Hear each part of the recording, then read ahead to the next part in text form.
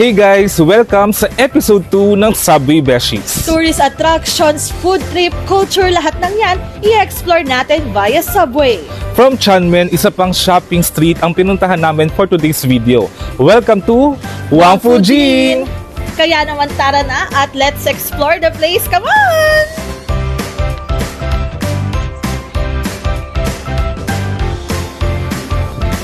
Nako, sa bungad pa lang, napakarami nang pwedeng mabili dito. Mga pasalubong, mga souvenir. Tama-tama to dahil pag uwi kayo ng Pilipinas, ayan, no, tulad nito, mga keychain.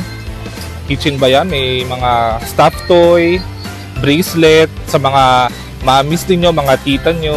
Lahat nandito na.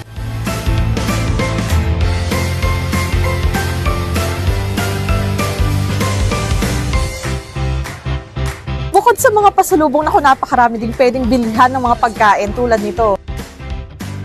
So dito may mga dried fruits na, my gosh, magugustuhan to ang ating mga kababayan. Nakakatakam yung iba pang mga maaaring pang food trip, mga chocolate, mga cheese, mga nougat at iba pa.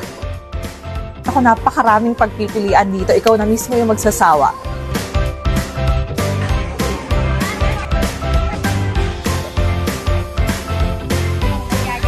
Ayan, nag-crave ako sa Peking duck. Kaya may nakita kong Peking duck dito, kaya try natin.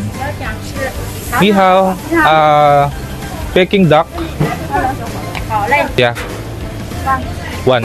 拿半只的，给这位美女点个半只的。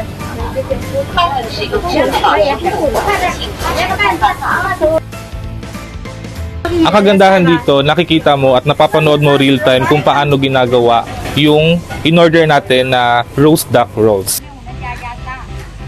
Eto na nga, dahil namimiss ko ang milk tea, my gosh, cheat day, dahil nga libot day. So may nakita ko dito mga milk tea, mga fruit juice. So titikman natin kung okay yung mga dito, milk tea. Okay? Okay. Na! So para kumpleto ang experience, mag-food trip tayo. Ito ay, yan, nainggit ako. Order ni Beshi, ang order namin ay roast duck rolls. Yes. May order akong ice cream, so challenge to para sa akin. Makakain. Yes, ako naman may milk tea. So let's eat!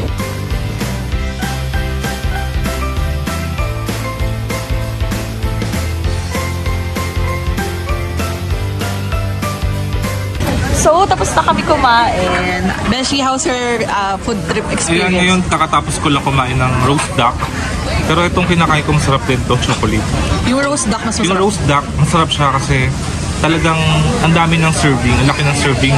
May pipino, yung may Peking duck, at may kung ano-ano pa na nagpasarap doon sa pagkain na yun. Ako naman, Beshi. So, ito. Hindi ko lang naubos kasi nakumain ako kanina. Masarap din. And ito lang sa milk tea. Hindi ko alam kasi yung taste buds ko. Sa Pilipinas kasi parang matatapang tayo lahat yung mga pagkain, inumin. Ito medyo natabangan lang ako sa milk tea nila. Pero kung health conscious ka, perfecto.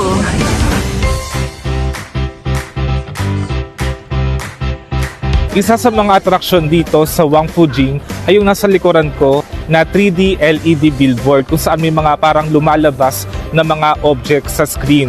Sa atin sa Pilipinas, meron ding parang ganito dyan sa Bonifacio Global City o BGC.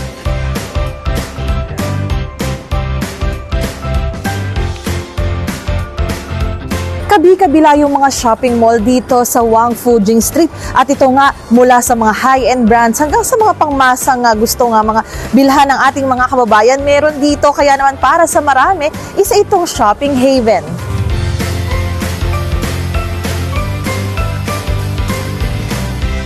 Ikaw ba, Beshi, mahilig ka ba talagang maglibot-libot? Ako mahilig kasi ako mag-explore talaga, makadiscover ng bago. And syempre pagka naiinip ka or kaya dito na-homesick ka, gusto mo talagang maglibot. Kaya perfect din na maraming napupuntahan. Ikaw, Beshi, mahilig ka maglibot? Naku, kahit ako mag-isa, kayang-kaya ko maglibot.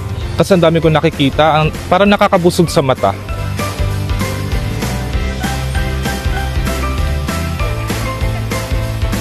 So hanggang dito na lang muna. Sobrang nag-enjoy kami at sana kayo din na-enjoy nyo ang aming Wang Fujing Adventure. Siyempre, marami pa tayong susunod na pupuntahan at i-explore ng mga lugar. Pero bago tayo magtapos mga beshies, laging tandaan ang buhay ay parang subway. Kaya ride, explore, learn, and enjoy. This has been your Subway Beshies! Bye! Bye!